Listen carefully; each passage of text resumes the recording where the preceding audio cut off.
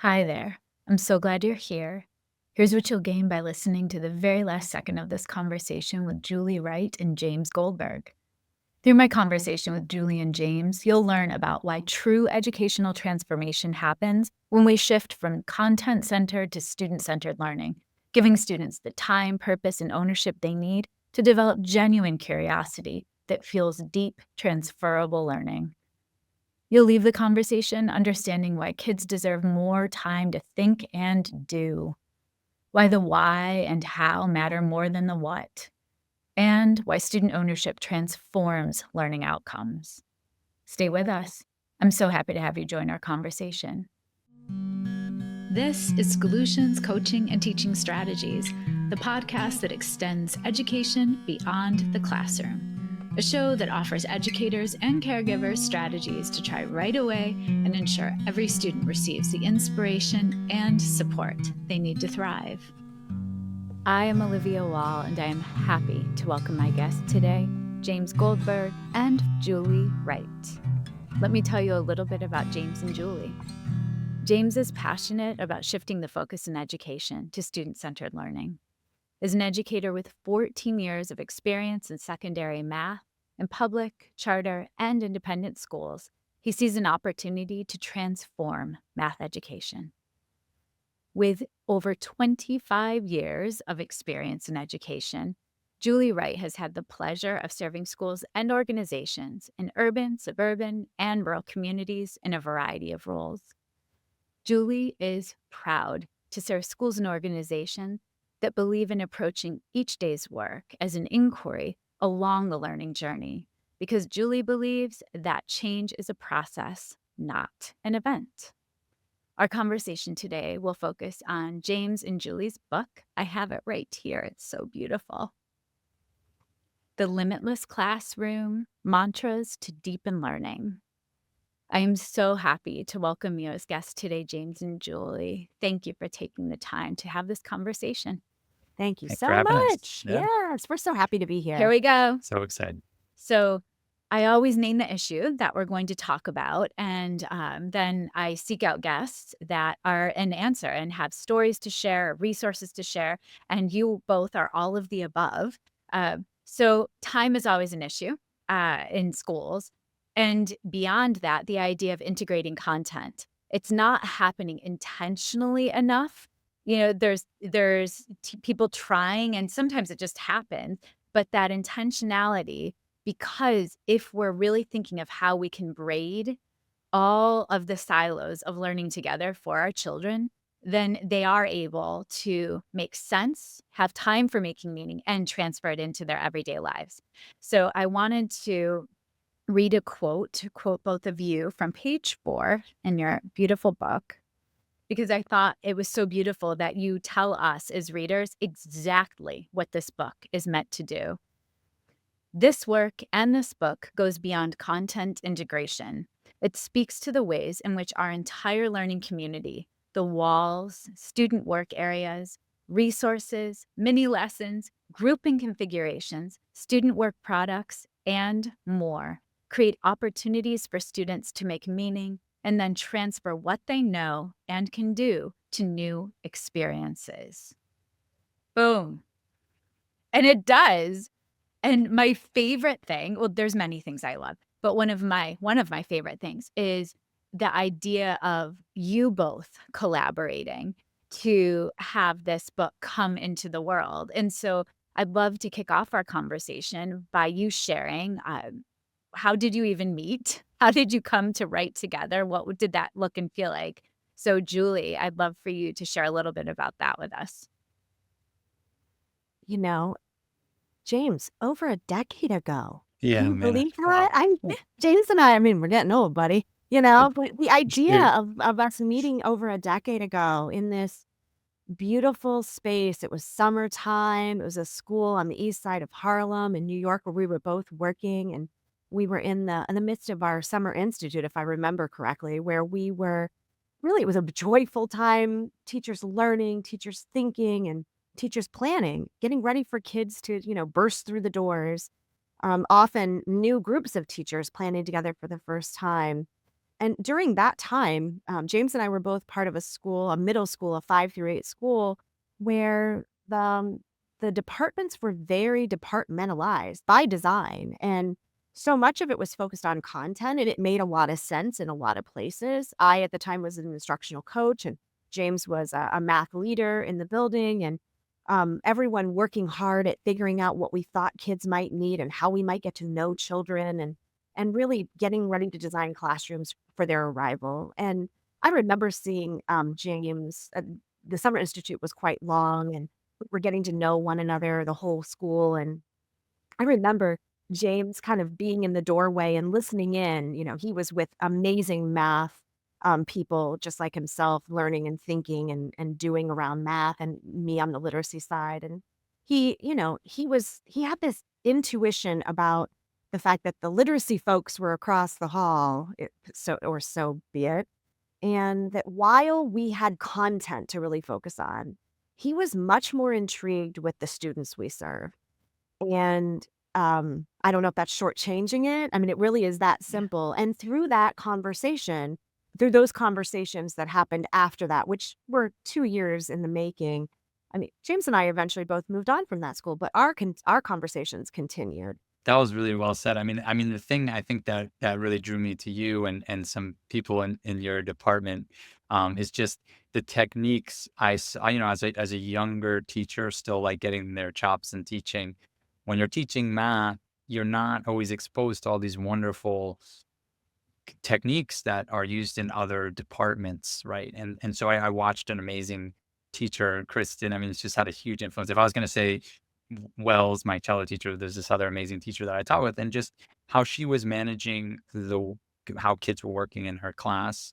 I was like, this can be done in math. Like this shouldn't just be a structure. And I think it comes down to what Julie's saying.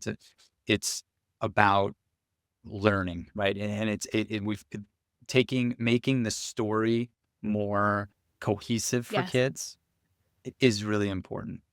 James, you're making me think about something that I just lived. A couple of months ago, I was facilitating a learning lab. It was in an elementary building, actually. And it was a gift because we had a literacy lab in the morning and then a math lab in the afternoon. But as the coach, I was watching and thinking in both classrooms. And I was processing, wait a second, if we're studying the mathematical practices and the kindergartners went a nonfiction unit of study, where the mathematicians in second grade were focusing, I'm trying to think, something with geometry. But we were really honing in on the mathematical practices and using precise language with vertical whiteboards, Peter Lilliadale's work. And I'm sitting there thinking, why are we not really zooming in on using precise language and having that be the skill set and the knowledge that we want children considering across, right? And so if you Yes. are Mhm. readers and writers of nonfiction, boy, is there a lot of precise language that you need to attend to. And when you're mathematicians and you're sharing your thinking, you have to be precise. And so naming those transfer points for kids, it will just help their learning transfer and be more cohesive. Um, let's also talk the structure of the book because it's amazing. Yeah, the title is The Limitless Classroom: Mantras to Deepen Learning. And so before I jumped in, I'm like, what are you talking about? Mantras. So, James, why mantras, and why the structure? Yeah. Thanks. Yeah. It was, we were, as a teaser Julie term, noodling on this for some time. But yeah, we couldn't find the right word. Chapters didn't do it justice. We had all kinds of things we were thinking about. And then, yeah, we decided this idea of a mantra. And I think because it feeds into exactly what we're talking about, right? It's a mindset, right? It could be mindsets, mantras, but we like mantras because it's almost like, okay, I step into my classroom to teach. I'm thinking of these three mantras. I sit down to have a discussion with a child about learning. I'm thinking about these mantras. I'm sitting down to plan a lesson. I'm sitting down to think about assessment. I'm sitting down to think about a unit. Like, we love that these are like the three filters through which you can take anything you're grappling with. We Yes. hope, right? And there's more, and they're going to be different in every different environment. But we're hoping that these three mantras give you something to recite back to yourself when you're thinking through something you're about to do with kids, in addition to and in concert with content, right? It's like these three things resonating. And then so kids don't have to do that code switching. Well, and I don't like when I'm highlighting authors to give too much of the book away because we want everyone to grab this book and to pour over it. And I read it, I've read it several times now because I think it's not something you read straight through. You read it through to take it in, but then you go back, as you're saying. So, mantra one really focuses on how do we connect current learning with learning of the past and learning of the future. So, James, I'm going to ask you to tackle that. And then Julie, after that, let's talk responsive classroom. What does it look and feel like? But James first, how do we make those connections? Yeah. And that's again, this more time to think and do this kind of like um creating structures in your classroom that help students make those links and just creating more cohesive experiences for students. So that's like in the tasks that you give, and that could be cross curricular or it could be just within the work you're doing. And that's another reason for the mantra idea is we're not suggesting scrap a curriculum and start this Right. curriculum, right? Or here's a new workbook to use. It's about just reframing and being purposeful. I always felt so honored to be able to walk into a classroom and say, I know as learners, this is how you spoke about whatever we're studying as kindergartners or as sixth graders. And now, as first graders or seventh graders, this is the small piece we're going to add. This is the new layer to that learning we're going to add. And FYI, this is where it goes in the next grade level. So if you want to challenge yourself, you can always think that way too. Absolutely. And when I think about, I'm just flipped to our table of contents, I think one of the hidden treasures in this book, at least, I'm probably a little biased. Obviously, James and I, it's a labor of our love from our professional lenses. The way we structured it was these three mantras, and then within each mantra, these 4 and 6 page spreads, if you will, where they are sort of like little mini nuggets tied to the big mantra, right? And so for the first one, we won't go through each of them, but just to give a little taste of it to anyone who is interested in trying to visualize how these little small chunks to go together. In mantra one, this idea of kids deserve more time to think and do, we talk about revisiting, revising, and redrafting, and making sure kids have time to do Yes. that. So we give a little snippet, and it's more than a snippet. It's 4 pages of not only what do we think that looks like in our practice, but then how might teachers, coaches, leaders, facilitators use those ideas to get that work moving in their schools, in their classrooms with their teams. James and I really thought long and hard about how do you convey responsive instruction in pieces that not only people can grapple with, but also there are volumes of books written on that Yes. topic and lots of historical thinking that we may or may not agree with today because times have changed and we've evolved. But for us, it's really about making sure that the teacher is positioned to give kid a leg up for success. Like whatever decisions we make, to have in mind that our goal is to have them succeed, not succeed without effort and trials, but to actually have a path forward to where they feel they can succeed. And so this idea that we want to be responsive starts with the sort of simple idea that every person, child, teacher, administrator, parent, every person in a learning community comes with an asset. And so we have lots of assets, and so we need to lean on those.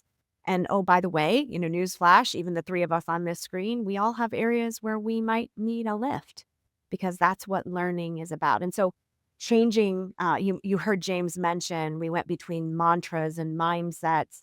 It's because that idea, that keeping your eyes on the idea that we all are growing, if that is the culture setting tone for how we operate, then it means that we can know kids well. We can let them name what they're good at. We can let them name be a little vulnerable and say, I'm not so great at that. I might need some support. And then the idea is to make sure that we plan with those things in mind, and that planning around responsive instruction can look very different depending on the content, but also depending on the style of the teacher or the kiddo.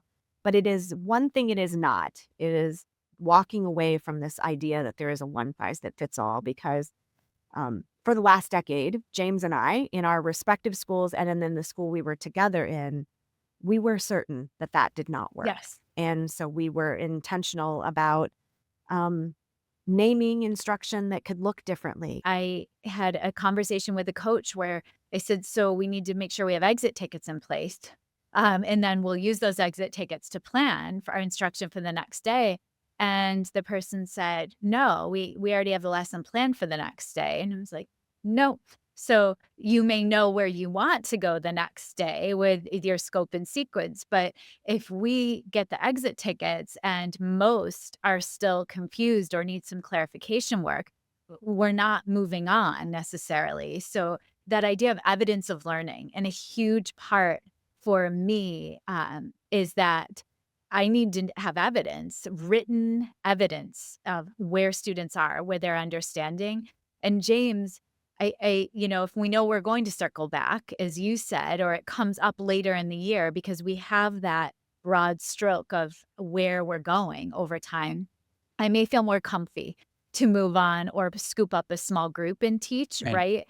But that idea of slogging through a scope and sequence, it's terrifying to me. I think you're pointing to a just a really crucial um, kind of challenge that no matter, taught in public, private, like you Yeah, mentioned, charter, in person, remote, everything. It's the challenge of pacing, the challenge of what does it mean to get a student ready for X grade or X right. course, and then breaking that down. It's interesting because it's like in some ways it's like a juxtaposition where we think breaking that down in its most minute details is the way to help every kid. And we talk about this like well-intentioned teachers, like, and we know you went into the teaching profession because you care about kids and you care about Right. learning, you're passionate about your content. There's lots of wonderful reasons to get in, but it's like we've taken the beauty of the content and the Yeah. connectedness of it and of just being in school and getting to just learn all day,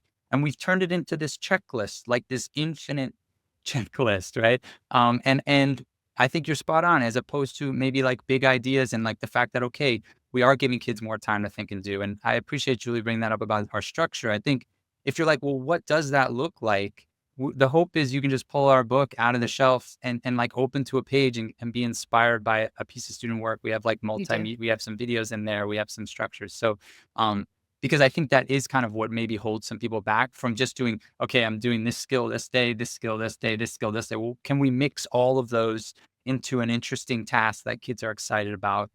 And now people are having fun. We're learning, Yes. right? I mean, it just sounds great, and we can Yeah, do it. we We can do it. can. And so let's go to mantra 2, and I'll read it directly from the book. Kids deserve the why and the how, not just the what. So Yes. oftentimes, we reveal the what. We also may even let students know what the end assessment is going to be. We do not often enough for ourselves think through the why. We don't think through the how. Maybe the how more, the why is what I see missing more than anything else. And that is what students need to know more than anything else, I think. So why do we Yes. need to shift to focusing on meaning over, getting the correct answer or really that overall assessment? It's not about getting the right answer. Now more than ever, I mean, I've always believed this as an educator, that I always felt we were stressing answers more than making Yes, meaning, and not just in math classes, but like all around. everywhere, but especially in math classes where it's like really kind of obvious that you boxed your Yeah. answer at the end. But I've so it's kind of interesting. This reckoning, I think, is getting a lot of people to question that now, right? It's so what do we prepare kids with, Right. right? What matters in an education? And again, this could be a really philosophical debate here. So we need critical thinkers, we need meaning makers, we need creativity, right? What we're really talking about, I think, is the idea of moving from that surface level all about just getting an answer to very complex understandings and connectivity between concepts Yeah. to the real world. And so, Julie, how in the world do we do that though, right? I mean, James, you're giving great examples. So, Julie, say more, that surface level to complex, and then the idea of experience and transfer. Well, if we go back, surface and deep learning and transfer is not a No. new idea by any means, but actually how we approach it. The idea of going from surface to deep, it dates back to Yeah. Bloom's and Webb's depth of knowledge. This is not new information, but it is how we think about it, right? So the way it goes is that we all, whether you're 8 or 80 or anything in between, we usually lean on some surface stuff in order to go deep and then to transfer it to new Yes. experiences. I think what James is referencing is the idea that we no longer have to use the bottom rungs of Bloom's. Not that that was ever a bad thing to begin with. We used to have to be able to remember. Now we need to know how to access the stuff we need to remember. And I think that is the key, Nice. Yeah. right? So when we plan for Huge. students, when we are in team meetings and we're thinking about our designs, we can think about tasks that do require remembering and recalling and listing ideas. Those are all those surface learning pieces. But it might be that instead of kids spending time memorizing, how might we ask kids to access that? What would be their go-to? We're still gaining the same kind of skill set, but almost in a forward-thinking way versus looking back over our shoulder. It's now what will kids have to do for the future tomorrow, right? And then the idea of when you plan and you've got this surface level thing that you're leaning on, which we all do, it's how we build our background, it's how we activate our schema, then we might use that surface learning to then add on. So we might have, I'm going to channel something other than math just because I want all of our readers and viewers to know that while I'm the literacy side and James is the math side, we were really Goes intentional across. to say this could be for Anything. Yes. any Yeah. anything. It could be So for the true. art teacher. It could be for the home ec teacher. It could be for the French teacher. It's process over end product. But let's just say I was trying to channel an idea for this. So the idea might be like an environmental science teacher who is, asking for students to be thinking about this endangered list of animals for whatever reason. I'm not going to go into any kind of standards that might be attached to them, although there are plenty in environmental science around that. And the idea might be that they think about making a list of endangered animals. That would be that surfacey learning, right? Or how might you access a list of endangered animals, that little research piece.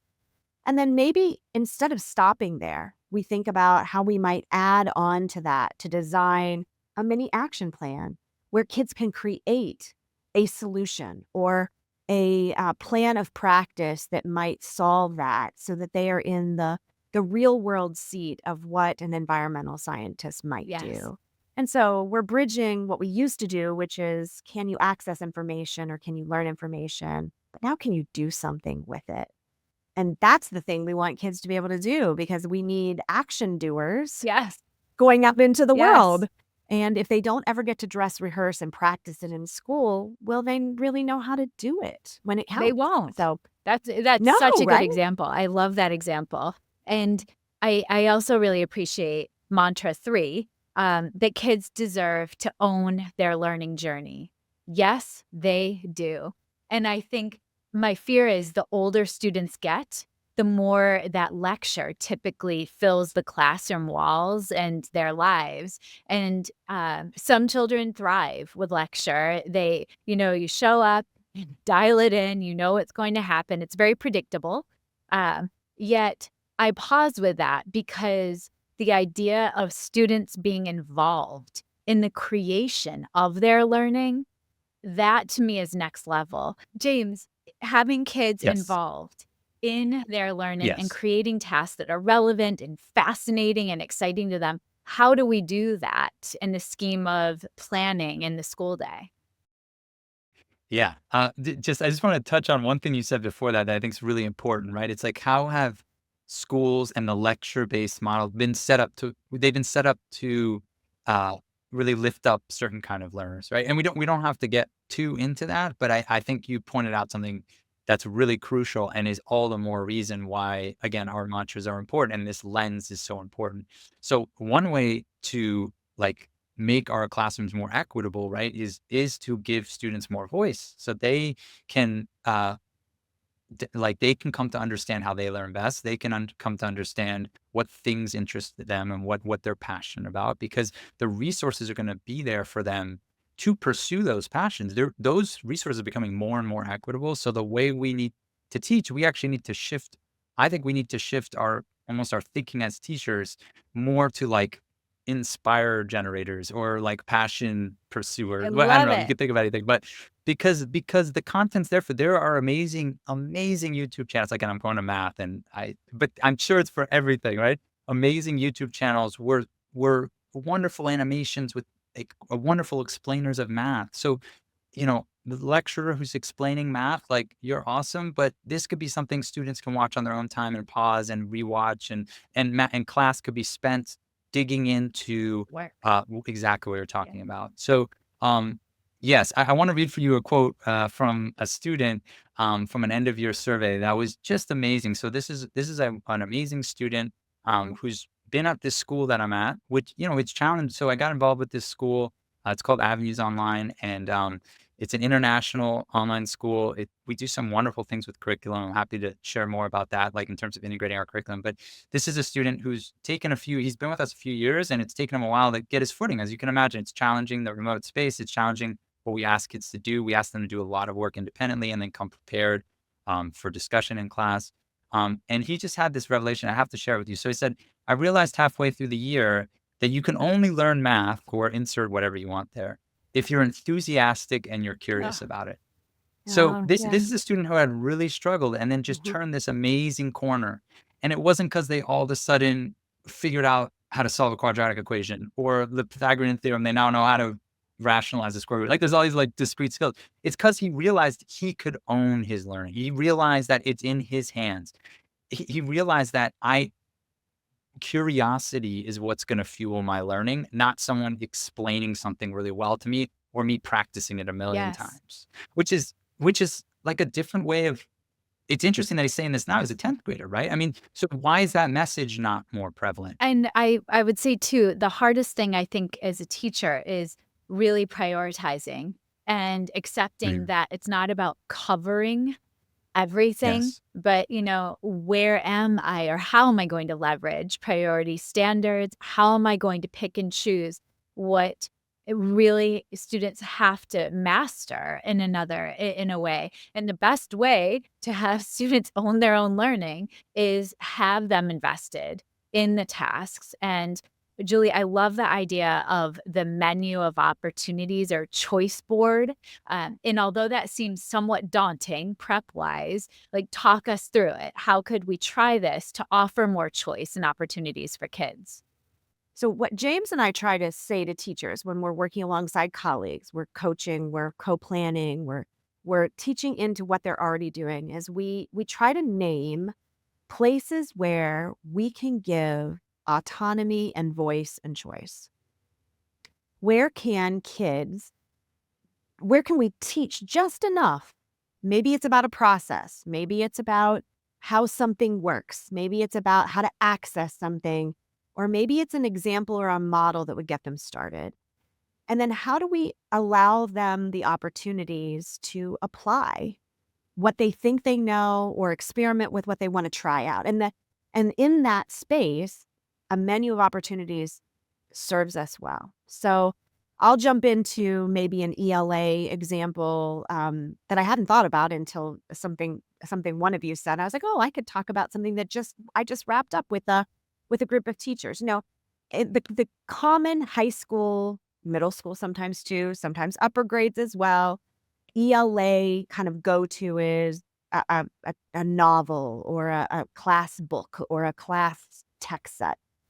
And I worked with a group of teachers that wanted to sort of debunk that for the end of the year because the text is just the vehicle anyways, right? So for me, I did a lot of listening, and then I figured out where I wanted to nudge was where teachers get uncomfortable is when they're not sure how kids are going to use their time, Yeah. right? Kids are going to read at different paces in different books. Kids are going to maybe create and produce something different. And so a menu gives teachers an opportunity to say, let's build a choice board to say, no matter what book you're reading, I'd like you to spend some time reading. They can be loose or real tight with that. That might be one menu item. A second menu item might be have a conversation with someone about what's happening in your book. And we might need to give kids some question stems around Right. that. We might need to give some lifts there because they're not reading the same book, but they can have a book club type Sure. conversation if we have the right tools in Right. front of them. And then in this case, teachers actually gave kids some really juicy questions around some of their novels they were reading, and they asked them to insert those using an AI tool and say, what would happen if these were answered? And do you agree? Did they give a lousy answer? Do you have better responses for it? And or is there a better question we should be asking? And so those became all menu options, maybe not on day one, but over the course of like an 8 or 9 day learning progression or a mini unit, if you will. And so the idea of giving kids these ideas of having a menu solves a lot of problems. It solves a lot of, we don't have to hurry up because I'm not done when people are done, or I don't have to sit and wait because I did something faster.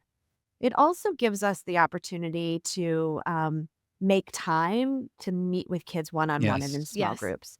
And I think that is probably the biggest takeaway, besides the fact that then kids feel like they have some autonomy and agency because we've actually given it to them. Yeah, I can see kids smiling. Sorry, when you were describing that menu, I just can visualize kids being so happy when you put those menus. Like that's the other thing. It's just a joyous classroom, right? Because kids are Yeah. feeling that ownership and that the teacher trusts them to do that because they want to they want to Yeah. get into those things and they want to choose. Well, and how many times, James, you and I've talked about this multiple times. How many times do teachers, and these are well-intentioned, well-planned, really, really loving toward children teachers. These are not teachers that show up to do any Right. harm.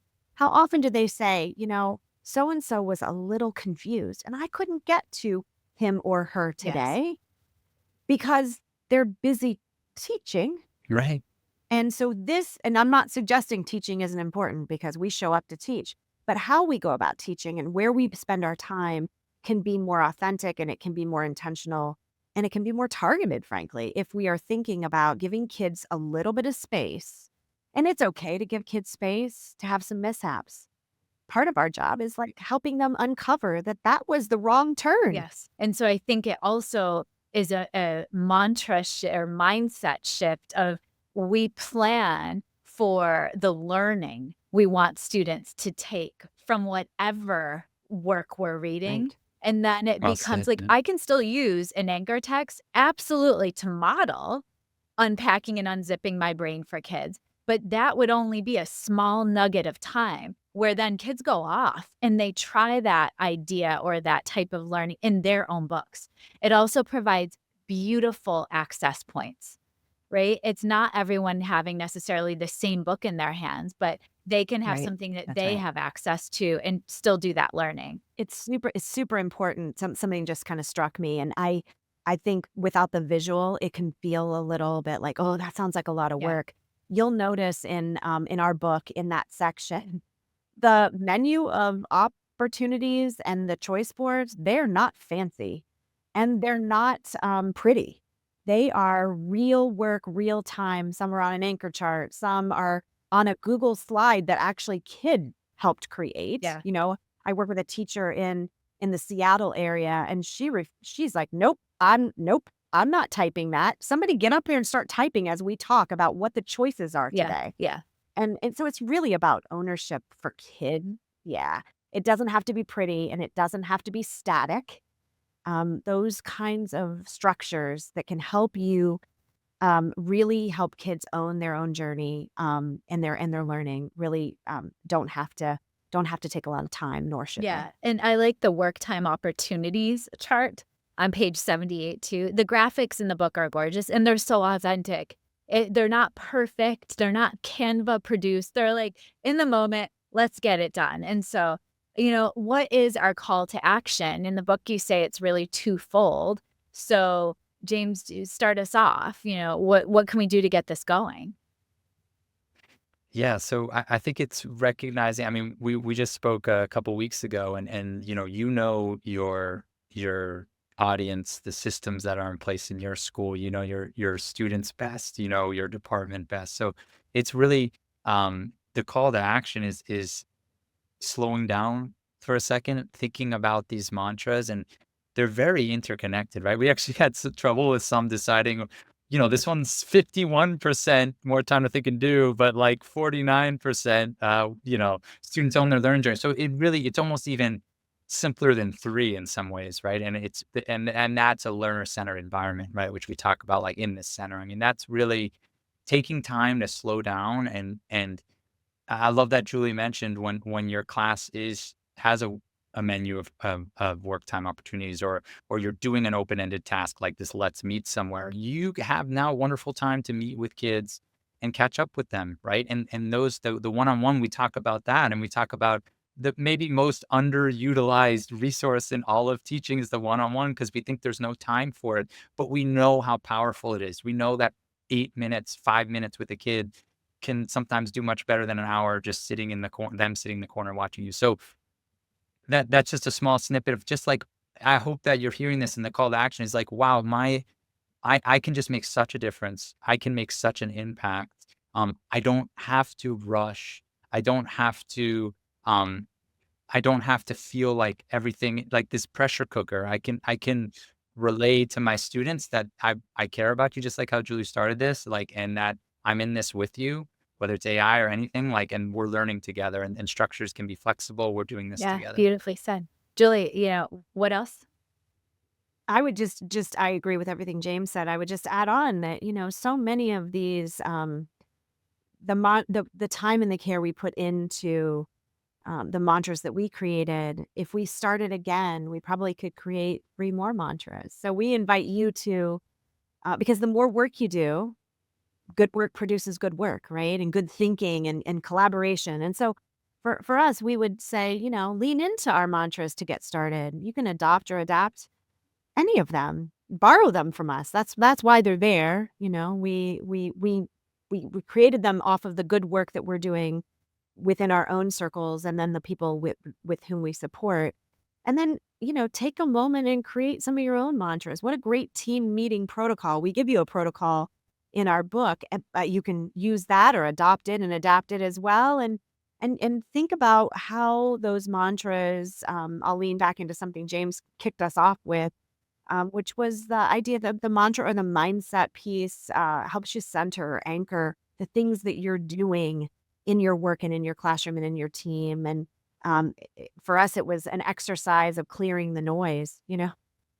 We started thinking about this book during the pandemic, actually a little before the pandemic, then the pandemic, and then after the pandemic, clearing the noise and naming what's most important. And then getting into your work and setting that purpose. That's what those mantras are for. So, we say, go get them, come join us. And we hope that you'll find some joy in putting some firm beliefs around your own mantras as well. Well, I'm with you, and I'm in it to win it. And we're super excited. We, on behalf of both of us, we want to thank you, Olivia, Yeah, for thanks. not only uh, the topics that you curate, the real conversations that you have with people, doing real work. I mean, James and I are the real deal because we do the real work, and we don't want it any other way. And so you're with us in that. And just the resources that you provide, and we're really appreciative of not only you highlighting the work that we're doing, but also that we have this valuable resource that we can poke into all of your episodes, as well as all your channels, to share with teachers that we are collaborating with, because there's something there for everyone. And so we hope to follow up with you, and give some resources that people can then use outside of the book, Awesome. as well, to get started, but also to be a supportive part of your learning community as well. So Thank thank you. you for those And thank you kind so much. words. And I think my favorite thing about both of you is you truly, in your heart of hearts, believe and know that all learners can. You trust that we can all do this. And that's what this book speaks to. If there's one big heart mantra around the limitless classroom, we can deepen our learning because we are in this together. So thank you, both of you, for taking the time to have this conversation, and take care. Thanks. Thank you so much. Appreciate it. Scholutions Coaching and Teaching Strategies is created, produced, and edited by me, Olivia Wall. Thank you to my older son, Benjamin, who created the music playing in the background. You can follow and listen to Scholutions wherever you get your podcasts, or subscribe to never miss an episode and watch on YouTube. Thank you to my guests, Julie Wright and James Goldberg, for sharing how we can create classroom communities where kids develop genuine curiosity that fuels deep transferable learning. Now, I'd love to hear from you. Send me an email at scolutionspodcast@gmail.com. Let me know what resonated most from my conversation with Julie and James. Tune in every Monday for the best research-backed coaching and teaching strategies you can apply right away to better the lives of the children in your care. Stay tuned for my bonus episodes every Friday, where I'll reflect and share connections to what I learned from the guests that week. See you then.